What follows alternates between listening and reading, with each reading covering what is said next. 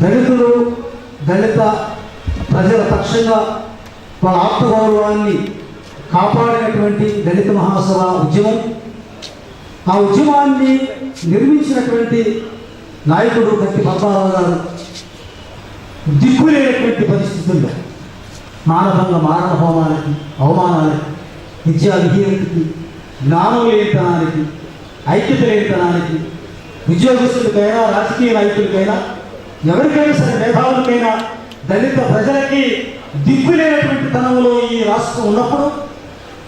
ఈ దేశానికి స్వతంత్రం వచ్చినా అంబేద్కర్ రాసినటువంటి రాజ్యాంగం ప్రకారంగా రాజకీయ వ్యవస్థ ఈ దేశాన్ని పరిపాలన చేస్తా ఉన్నా దిక్కులేనటువంటి తనంలో ఈ రాజ్యం, ఈ దేశం, ఈ ప్రజలు ఉన్నప్పుడు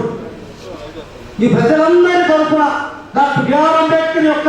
ఆత్మగౌరవాన్ని ఈ ప్రజల్లో నింపడానికి,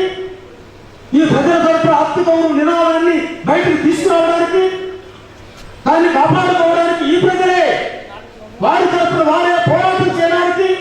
వారి తరఫున వారే నిలదించడానికి, వారి ఆలోచనలు వారు చేసుకోవడానికి, వారి గౌరవాన్ని వారు కాపాడడానికి ఈ దేశ ప్రజల్ని, రాజ్య వ్యవస్థని, అధికార గణాన్ని ఎక్కడో ఒక చోట నిలయకపోతే కుదరదని భావించారు. జరిగినటువంటి సంఘటనలో ఈ ప్రభుత్వాన్ని, పాలకవర్గాన్ని దాడి చేసినటువంటి దుర్మార్గ వ్యవస్థని నిలయించినటువంటి గట్టి పద్మారావు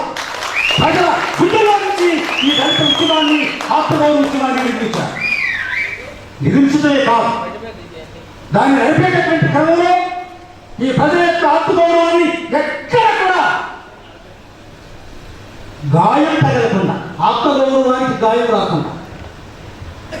ప్రజల నుంచి ప్రజలను చైతన్యం చేసి రోడ్డు మీదకి తీసుకొచ్చి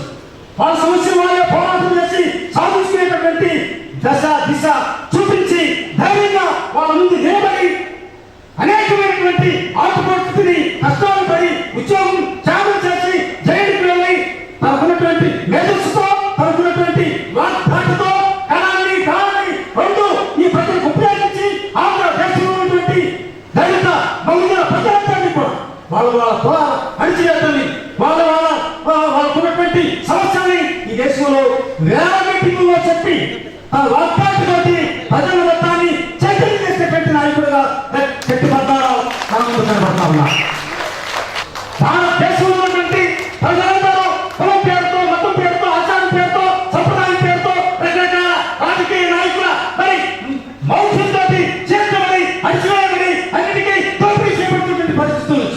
రక్షించడానికి డాక్టర్ బిఆర్ అంబేద్కర్ రాజ్యాంగం రాశాడు. ఆ రాజ్యాంగంలో మనుషులందరికీ సమానత్వం ఇచ్చాడు. ఆ రాజ్యాంగంలో అందరూ మరి ఏ విషయాన్ని గురించడానికి కాకుండా ఒక్కసారి వర్త కల్పించారు. అట్లాంటి ఆయన కాకుండా ఇంకొక ఆయన 100 అడుగులు వేస్తే మా డాక్టర్ బిఆర్ అంబేద్కర్ కంటే 100 రెట్లు తక్కువటువంటి ఆయుధ